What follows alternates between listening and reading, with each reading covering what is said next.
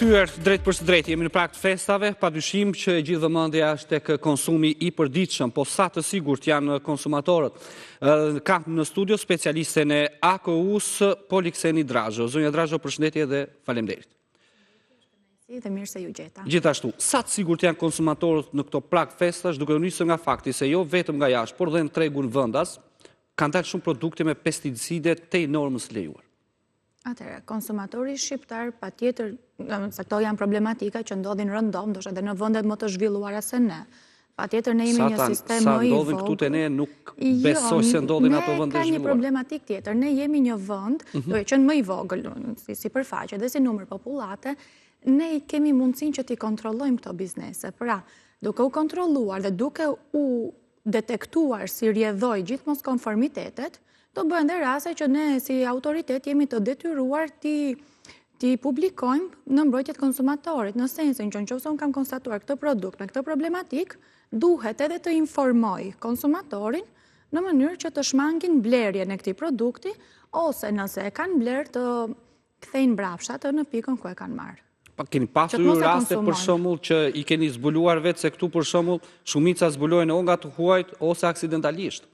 Jo, atëherë. Ato janë zinxhir, pra siguria ushqimore se ne themi është sfide përbashkët, por kjo nuk është vetëm një slogan. Tani në këtë sens, disa moskonformitete kapen nga kontrollet zyrtare që bëhen në vende të huaja, ne njoftohemi nëpërmjet organizatave ndërkombëtare ose europiane. Disa të tjera kapen gjatë kontrolleve tona zyrtare në terren, pra inspektimi që bëjnë inspektorët tanë në operatorin e biznesit ushqimor, ose në planin me bazë risku, por nga marrja e mostrave. Pra, u mor mostra, rezultoi me këtë problematik, X problematik, dhe ne pastaj vijoj me marrjen e masave, që ky produkt të hiqet nga tregu.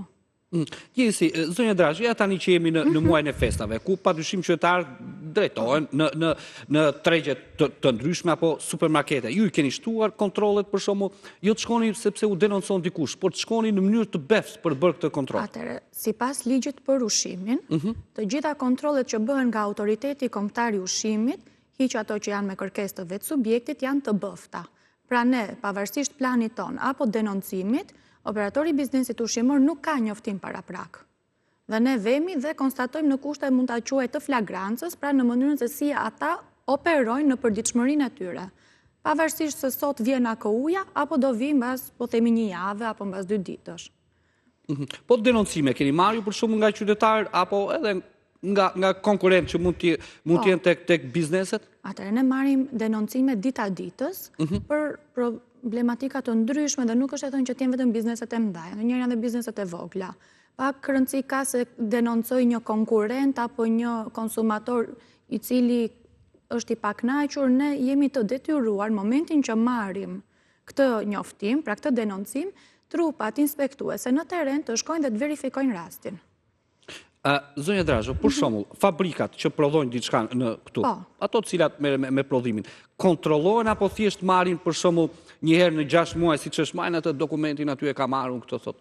Jo, shiko, atëherë atë e kanë detyrim ligjor, pra, sepse kemi 2 aspekte. Para kemi kontrollin vetjak, atë që bën vetë operatori i biznesit, dhe dyta është kontrolli zyrtar, pra auditi nga autoriteti kombëtar i ushqimit. Fillojnë në 2 qëndrime, sepse shumë nga këto fabrika që përmendët ju, kanë filluar, kanë punësuar kimist ose teknolog, pra njerëz që janë të shkolluar, të arsimuar dhe që janë specialistë të sigurisë ushqimore. Këta normalisht që fillojnë dhe i tregojnë atë punë që bën AKU-ja, po këta janë AKU-ja e brendshme, nëse mund ta quajmë me biznesit. Dhe këta fillojnë bëjnë edhe kontrollin e lëndës së parë, edhe të gjithë procesit të prodhimit, etiketimin në fund që është shumë i rëndësishëm, dhe linjën e dokumentacionit, për shembull dezinfektimin. Dezinfektimin sa më i madh jetë një biznes, aq më shpesh duhet ta bëj. Sepse lindin problematika më shpesh, ndoshta krahasuar me një biznes tjetër që ka më pak prodhim. Mund ta bëjnë edhe një herë në muaj, në varësi të problematikës. Kështu që ne pastaj kur shkon AKU-ja, fillon që kontrollon vërtetësinë e këtyre dokumentave dhe vërtetësinë e çdo situate tjetër, e çdo aspekti tjetër që është i paraqitur. Po sa raste ka evidentuar AKU-ja gjatë javëve të fundit në tregje ku ka hasur produkte të cilat janë tej normave të lejuara, të kontaminuara? Atëherë, sepse moskonformiteti ose pasiguria e ushqimit Një nga aspektet mund të jetë kontaminimi. Ju përmendët pesticidet, mund të jetë kontaminimi mikrobiologjik, por nuk është vetëm kjo. Mund të jetë pjesë e kushteve të ruajtjes. Nëse produkti nuk është ruajtur në kushtet siç duhet, atëherë kalojmë në një produkt i cili është i pasigurt. Mund të jetë një produkt i cili mund të jetë ruajtur shumë mirë, por nuk ka dokumentacion vërtetues për gjurmueshmërinë e tij. Nga ka ardhur, ku ka shkuar. Ktu ka shumë biznese që çalojnë, ose etiketa mund mos jetë sipas ligjit të ushqimit, ajo duhet jetë në gjuhën shqipe. Ka shumë biznese ndonjëherë që nuk e kanë në gjuhën shqipe. Po si bëhet, si e ka futur për shembull ai që e merr nga importi, si koordinohet tani AKU-ja qendrore me kontrollin doganor? Sa ai diku e kalon tani? Jo, ai e kalon. Problemi nuk është pse ai e kaloi pa etiketë në shqip. Problemi është që ai duhet ta nxjerrë në treg me etiketë në shqip ose me kundër etiketë, janë ato të bardha, të vogla që ngjiten në produkt. Sepse pastaj kjo është edhe çështje si e kanë marrëveshjen bizneset mes tyre. Nëse ti porosit mbi një sasi të caktuar, atëherë ai prodhuesi i huaj është i detyruar ta bëjë etiketën dhe në shqip. Nëse ti porosit një sasi të vogël, ata nuk e bëjnë në shqip, ato do vendosësh kontra etiketën, gjë që është ligjërisht në rregull, edhe kështu nuk është problem. Problemi është që nuk duhet të dali në treg pa shkrimin në shqip. Po ju keni evidentuar raste për shkakun që shumica del në treg pa etiketë dhe pa shkrimin në shqip dhe pa ato të dhënat e tjera që duhet i di konsumatori? Jo shumica, nuk janë shumica që dalin në treg në këtë mënyrë, por janë disa raste dhe janë vërtetuar, patjetër janë konstatuar, janë marrë dhe penalitetet përkatëse për mangësinë në etiketim dhe mangësinë në gjurmueshmëri, gjithashtu produktet në fjalë janë bllokuar me qëllim asgjësimin ose kthimin te prodhuesi. E ndiqni ju zinxhirin deri në asgjësimin e tyre final? Kemi pasur raste të shumta ku frika e konsumatorëve, jo frika, po kemi ngrënë dhe mandarina të cilat u hodhën treg. Jo. Ato mandarina të cilat u konstatuan vitin e kaluar, ato pastaj kaluan në proces bllokimi dhe asgjësimi. Nuk, domethënë, ideja është që nuk duhet të konsumohen në mënyrë absolute dhe prandaj AKU-ja sidomos në këto periudhat e festave shton kontrollin zyrtar. Pikërisht për këtë arsye. Më shumë ku e keni të shtrirë kontrollin AKU-ja tani në këtë periudhë festash, në tregjet hapura apo në supermarkete apo fabrika? Shiko, tregjet e hapura, supermarketet, furat e bukës, pastiçerit, edhe restorantet mund të jenë ndoshta pikat më intensive të kontrollit, sepse këtu edhe preken më shumë konsumator. Patjetër dhe nëpër fabrika, se ne nuk mund të lëmë burimin pa kontrolluar dhe të kontrollojmë më të vegjëlit. Kështu që kontrollohen të gjitha, por intensifikohen këto: mishi, peshku, fruta perimet edhe ëmbëlsirat. Ju bëj një pyetje, shpesh më rastisë dhe shohën për dyqane dhe thot, ka një djath për shkakun. Edhe kam përshtypje mund të jetë i njëjti, po edhe thot djath tepelene, djath kështu, djath ashtu. I vë emra të ndryshëm. Ju i bëni për shembull shpesh këtyre bulmetorëve për shembull kontrolle që vërtet ky lloj djathi është i ngrënshëm apo është i kësaj zone? Atëherë, për pjesën e zonës, ajo është çështje origjine, në sensin që nuk është se të ndikon siguria ushqimore nëse djathi është nga Tepelena apo nga Berati. E thash në mënyrë figurative, se me qenë që i vën këto emra. Pjesa e origjinës preket nga gjurmueshmëria. Mbulon, domethënë, dokumentacioni i gjurmueshmërisë. Sa ndoshta së shfare nga ajo që thashun. Ai mund të jetë mashtrim që ai thotë është nga Tepelena apo është nga Berati. Jo, ka ardhur nga jashtë. Ose ka ardhur nga jashtë, akoma më tjetër. Por ky nuk është aspekti i sigurisë ushqimore. Aspekti i sigurisë ushqimore nga cili qumësht është prodhuar ky djath. Domethënë, paraprakisht ky qumësht i është nënshtruar pasterizimit për të larguar ngarkesën mikrobiologjike? E para, që është pyetja më e rëndësishme, sepse ne djathin e konsumojmë ashtu siç është. Kështu që nëse ky ka ngarkesë të mbartur nga lënda e parë, automatikisht po e konsumojmë. Kështu që këtu kalon analiza e sigurisë dhe kontrollohet nga autoriteti. Gjithashtu kemi analiza të tjera se djathi për shembull e shtojnë me nisë shte, po sipas ligjit. Jo, është e vërtet që shtohet. Duhet ta pranojmë ne këtë, pavarësisht se duket si legjendë urbane. Jo, shtohet, në mos me nisë shte me diçka tjetër, mirë po sipas ligjit për bylmetin, për nën produktet e qumshtit, ky nuk quhet më djath, quhet produkti përbër, sepse djathi duhet ketë vetëm qumësht, kulturë starter dhe ndoshta krip. Kulturë starter që janë mikroorganizmat e fermentimit, po që janë të padëmshëm, janë thjesht për të fermentuar produktin. Deri këtu është djath, nëse i shtohet nisë shte apo diçka tjetër, pastaj kalon produkti përbër dhe ky është mashtrim ndaj konsumatorit, Për një arsye shumë të thjeshtë, çështje kostosh. Pra, nëse djathi i mirëfillt ka kosto më të lartë, ky lloj djathi me këto shtesa që quhet produkti përbër, normalisht duhet ketë kosto më të ulët, po nëse ai e shet me çmim të lartë, automatikisht është mashtrim ndaj konsumatorit. Zonja Drazhë, kush janë produktet për shembull që edhe ju vetë si specialistë të AKU-s le të themi bëni më tepër kontrolle apo e dini që mund të keni një rrezikshmëri për shembull të lartë? Produktet më delikate. Më delikate, nëse mund ta quaj, janë gjithmonë mishi, peshku dhe akullorja. Sepse në këto produkte një ndryshim ose një shkëputje e zinxhirit ftohës automatikisht kalon në kontaminim mikrobiologjik. Kontaminimi mikrobiologjik me sy të lirë nuk shihet.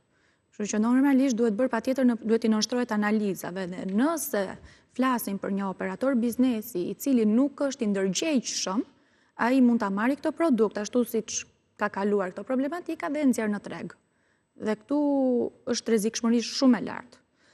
Ne jemi në kontroll në mënyrë të vazhdueshme, sidomos në rastin e importeve që i kontrollojmë në dogan paraprakisht dhe pastaj në stabiliment. Mirë po AKU-ja nuk mund të jetë gjithmonë kudo. Pavarësisht se për këto produkte, sa herë që ka kontroll zyrtar në biznes, merren dhe mostra, të cilat pastaj i nënshtrohen analizave laboratorike dhe përtej kësaj kemi dhe një plan të veçantë për marrjen e mostrave, sidomos për këto produkte. Pra që ne marrim përtej kontrollit zyrtar, vemi dhe vetëm për të marrë mostër. Tani, zonja Drazhë, zgjidhet kjo për shumë me këto inspektime shumë mirë që bërë, sepse duhen bërë, po ju thatë pak më parë ne vendosim penalitete. Zgjidhet kjo me një gjob e cila nuk është në një gjob, duhet zgjidhet ti zotrin qofse e ke sjell këtë nga jashtë apo e fut ti del nga tregu. A duhet arrim të këto ndryshime ligjore? Dalja nga tregu, thoni ju, e biznesit. Po, sigurisht, ti po vren qytetarët. E marrë si shembull. Atëherë duhet nuk më intereson fare gjobën vëreti, le të jetë edhe simbolike, por duhet të jetë një mekanizëm që mos ta bëj më ai. Okej, atëherë gjobat e autoritetit realisht nuk janë dhe ai shumë simbolike, por mbi të gjitha në raste të tilla që ne flasim, për shembull si këto që përmenda më parë, me ndryshimet e reja që kanë kaluar për ligjin e ushqimit dhe legjislacionin në fuqi mbi të cilin operon autoriteti, këto biznese përveç se mbyllen, përveç se ju hiqet leja ose licenca për ushtrimin e aktivitetit, përfaqësuesi, administratori, së ndoshta dhe vetë pronari, kanë kaluar për procedim penal. Pra i kemi deleguar në prokurori, kështu që janë raste që po ndiqen nga instanca më të larta. AKU-ja shpesh është konsideruar si një inspektoriat ku po nuk sinjalizuan të huajt, ne mund të konsumojmë çdo gjë. Kemi mungesë inspektorësh apo laboratorësh? Jo, atëherë ne nuk është se varemi vetëm nga sinjalizimet e të huajve, se ne konstatojmë dhe vetë problematikat nga kontrollet tona në terren, edhe nga analizat që përmenda më parë. Tani, mungesa inspektorëve, mungesa e laboratorëve, këto deri diku janë edhe thashe theme nëse mund ta quajmë. Se mund të keni inspektor pafund, thonë. Inspektor ka. Unar si bëhet puna në terren pastaj. Po, atëherë këtu ka dhe një problematik tjetër që autoriteti po kalon në një fazë ristrukturimi. Do bashkohet me një inspektoriat që do quhet inspektorati i përgjithshëm për ushqimin. Megjithatë, prap nuk është se ne po ndalojmë punën, ne prap po kontrollojmë një lloj siç kemi kontrolluar dhe më parë. Dhe patjetër me këto ndryshime të reja kontrollet do jenë akoma dhe më rigoroze, akoma dhe më të forta nëse mund ta quaj. Tani shqetësimi më i madh për shumë për momentin është tek ajo që ju përmend pak më lart tek etiketimet apo ka dhe shqetësime tjera? Ka shumë shqetësime. Siguria ushqimore është shumë komplekse dhe është gjithmonë në ndryshim. Nëse unë për shembull jam kimiste, nëse themi kimia është fundamentalizëm nga ana shkencore, siguria ushqimore është gjithmonë duke ndryshuar. Dhe gjithmonë bëhen studime të reja që fillojnë dhe tregojnë nëse kjo ose ky përbërës është i dëmshëm apo nuk është i dëmshëm për konsum nga konsumatori. Kështu që etiketa është një problematikë shumë e rëndësishme, sepse përveç faktit që ndoshta dhe gjithë bizneset nuk din ta hartojnë siç duan, sepse hartimi i etiketës është problematik, ndoshta, po nëse nuk duan, kalon në kriminale pastaj dhe normalisht që kalon pastaj në prokurori dhe siç e tham në kontrolle më të detajuara, por ne flasim sepse çfarë ndodh, etiketën e harton biznesi e miraton autoriteti, kështu që në momentin që autoriteti nuk është dakord me këtë etiketë, ajo kthehet mbrapsht, produkti nuk del në treg. Gjurmimi është një problematik akoma edhe kjo shumë e rëndësishme, sepse jo gjithmonë dokumentohet, pra ne themi një faturë tatimore, duket sikur, por ajo fatura tatimore tregon ku e ke bler ti këtë produkt. Jo, ajo është e rëndësishme. Po, Ashtu. këtu bijem dakord. Që është shumë e rëndësishme. Tjetër problematik janë kushtet e ruajtjes. Edhe këto janë shumë problem. Mua më ka ndodhur në një nga këto kioskat, për shembull, që shohim, mora një nga këto tip patatinash. Se edhe ju në këtë vend jetoni, Po, siç ham ne, hani dhe ju. kështu që problematika dhe është e përbashkët. Çfarë ndodh? E marr, e hap, ajo ishte si e bajatosur. Vete i kthem shicës, si është problemi, më tha mua, po, se brenda datës kadencës e ke.